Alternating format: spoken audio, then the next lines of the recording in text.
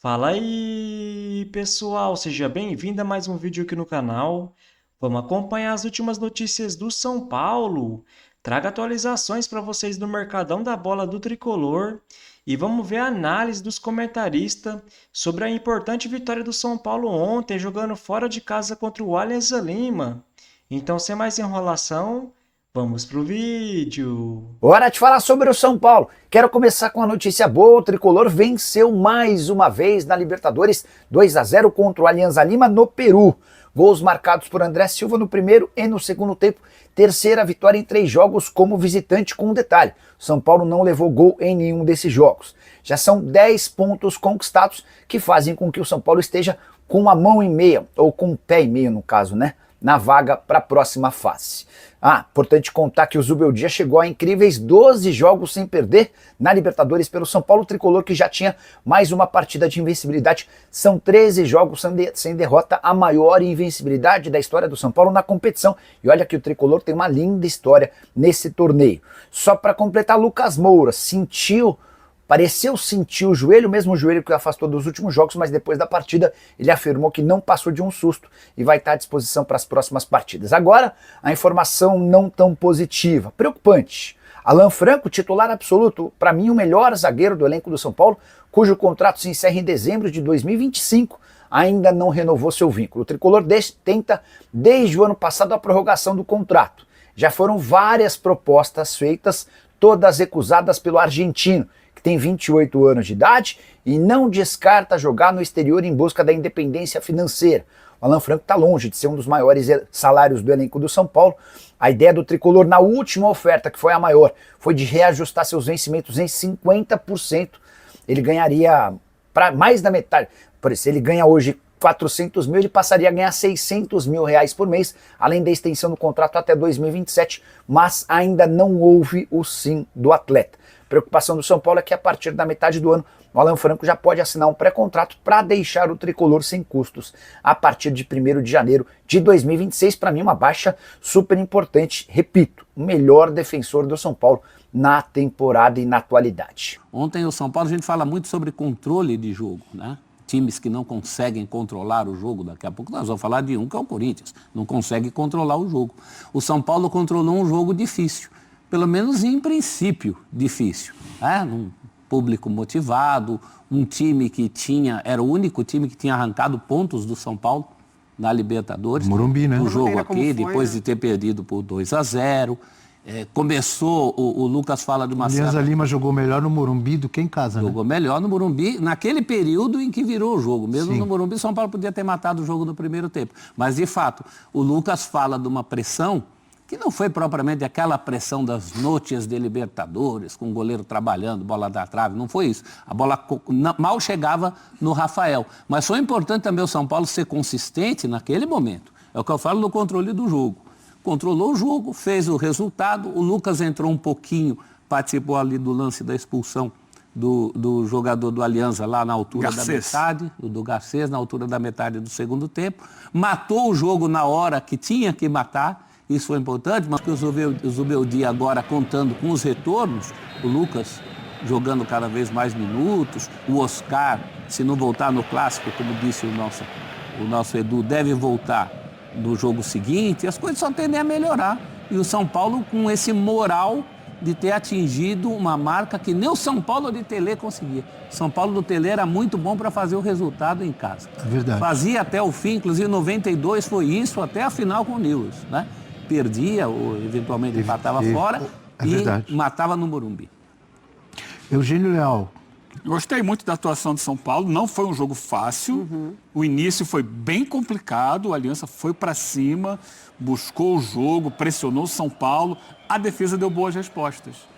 A última linha defensiva ali correspondeu, o menino, né, o Juan, o Alan Franco, para mim um dos grandes nomes do jogo, a gente vai falar pouco, né, porque acaba aparecendo pouco com a bola, o Alisson. Teve uma atuação destacada para mim ontem na proteção, na distribuição de jogo. O jogo passou bastante por ele. Claro, destacar individualmente o André Silva. É um jogador que tem dado respostas. Mesmo quando o São Paulo ainda tinha o Calleri, ele já era, se não o artilheiro, um dos artilheiros do time na temporada. E ele fez 2 gols ontem, né? O primeiro gol de alto grau de dificuldade, girar aquela bola sob pressão e acertar. A segunda parecia que ele não ia chegar, ele chega muito inteiro na bola, ainda tem a qualidade para tocar entre as pernas do goleiro. Mas eu acho que coletivamente é um São Paulo que estava muito consciente em campo. É muito interessante isso. Acho que um dos grandes fatores que marcou para mim a diferença ontem, de um jogo que o São Paulo só matou já no finalzinho, porque era 1-0, que a qualquer momento podia sofrer um gol. Não sofreu porque a defesa estava muito sólida e o Aliança não conseguia gerar. Mas a grande diferença para mim foi um time que estava muito mais ciente do que tinha que fazer em campo. O Aliança muitas vezes rifava jogadas, perdia jogadas por afobação, por não entender o que poderia ser feito, por alguma pressão da torcida própria. E ele teve tranquilidade e inteligência para levar o jogo da maneira que interessava a ele. E eu acho que isso é muito interessante, porque nem sempre é um show de bola, não foi um espetáculo de futebol, mas foi um time que sabia como fazer para ganhar o jogo, soube como fazer. Se defendeu muito bem, teve inteligência para atacar, só foi porque veio a gente, né? Era mais um golzinho do Ferreirinha. Só que foi o Matheus Alves, né, que fez o passe, demorou demais para dar o passe. O Ferreirinha ficou esperando, vai. Aí na hora que o cara deu o passe, o zagueiro deu um passinho para frente e deixou o Ferreirinha impedido. O Ferreirinha estava preocupado em não ficar impedido, não adiantou nada. Ele estava ali segurando, eu não vou. Mas ele arqueou o corpo para frente, para poder arrancar. No que ele botou o corpo para frente, foi o que o deixou impedido, mas seria um outro gol do Ferreirinha. É um detalhe do jogo. Acho que o São Paulo dá uma mostra de força ao vencer os 3 jogos fora de casa. E não isso é importante. E não é um grupo fácil. Libertad, Alianza Lima e o Tajeres na Argentina. Então você tem uma vitória na Argentina, não é contra o time top da Argentina, mas é uma vitória na Argentina. Você tem uma vitória contra o Libertad, que é também um time que pega muito. Tem uma Aliança numa boa fase. Quando do sorteio a gente falava, não era o grupo que você diga vai levar de barbada. Então, muito importante essa sequência aí. Mostrando consistência. Eu acho que o mais interessante é isso. Se não é um futebol dos sonhos, é um futebol consistente, de quem tem conteúdo para ganhar jogos complicados fora de casa. Então, e em meio a uma série de lesões, problemas e tal. Uma outra coisa que eu tenho falado sobre o São Paulo é que o Zubeldia, a comissão técnica, o elenco do São Paulo, eles conseguiram dar a volta por cima. Eles conseguiram construir um outro time diante de desfalques importantes, grandes e duradouros. Então, assim, esses caras estão fora há muito tempo, está voltando agora o Lucas aos poucos e tal. Mas, beleza, quem tem aqui são esses? Vou fazer o melhor possível com o que eu tenho. Vamos usar muito a base. Ontem entrou de novo. Do técnico, e foi decisivo de novo o Lucas Ferreira, né? O Matheus Alves jogando, né? O Marcos Antônio crescendo muito dentro do contexto do time, o André Silva dando respostas, o Ferreirinha assumindo protagonismo, Ferrarese se firmando na lateral direita. Tudo isso você vai vendo que o São Paulo soube lidar com desfalques importantes e por muito tempo e construiu uma outra forma de jogar. Repito aqui, falei no início do programa, hoje o Calleri não está dando saudade, porque o André Silva está dando conta do recado. No meio-campo, o Pablo Maia, quando voltar, também vai ter dificuldade, porque o Marcos Antônio encontrou o espaço dele. E aí você vai vendo várias situações. O Ferreirinha vai ser difícil tirar do time. O Lucas Ferreira já virou uma opção interessante para o lado do campo. Então você ganha alternativas. O mais legal é isso. São Paulo ganhou alternativas no meio da dificuldade. São Paulo mostra consistência para brigar forte pelo título? É muito cedo. Depois, quando vem o mata-mata da Libertadores, tudo muda, aparecem adversários mais difíceis. Agora o Abel. Essa pergunta aqui é pergunta de gente ansiosa, entendeu? Calma, tá fazendo uma ótima fase de grupos. Não, falando sério. E há adversários muito fortes. Os próprios brasileiros, o Palmeiras, o Flamengo, nem sabemos se o Flamengo vai chegar, né? Tomara que chegue, mas tem um jogo difícil que a gente vai falar hoje sobre o Flamengo. Mas, voltando ao tricolor, calma. Depois, quando vem o mata-mata, tudo muda. Quem esperaria que o Barcelona, antes de começar o confronto, ia ser eliminado pela Inter de Milão? Então, mata-mata, tudo muda. Não sejam ansiosos com essas perguntas que vocês ficam formulando aqui. Gostou da minha resposta? Olha, você está de parabéns, Abel. Estou impressionado. Estou por quê? estupefacto, professor. Você pensa diferente? Você mudou, você é o cara que gosta de bater e falar assim, vai ser campeão, já ganhou e tal. E agora você mudou o seu perfil, você está low Não, profile estou agora. na realidade.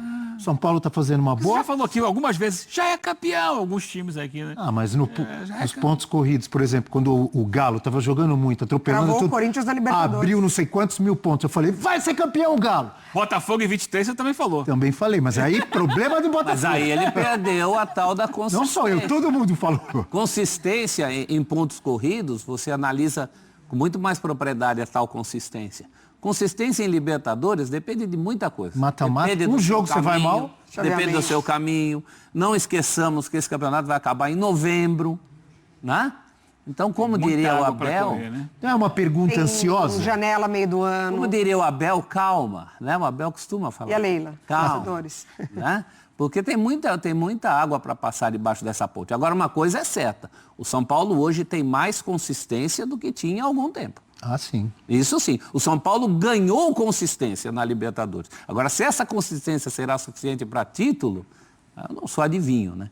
Aí vai depender de muita coisa. Tem muita gente boa disputando a competição. Esse é o né? problema. então. Esse título ele. é a Libertadores, não é um Mas é título importante de porque o ponto São corrido. Paulo entra nesse grupo. Bora falar agora sobre o São Paulo.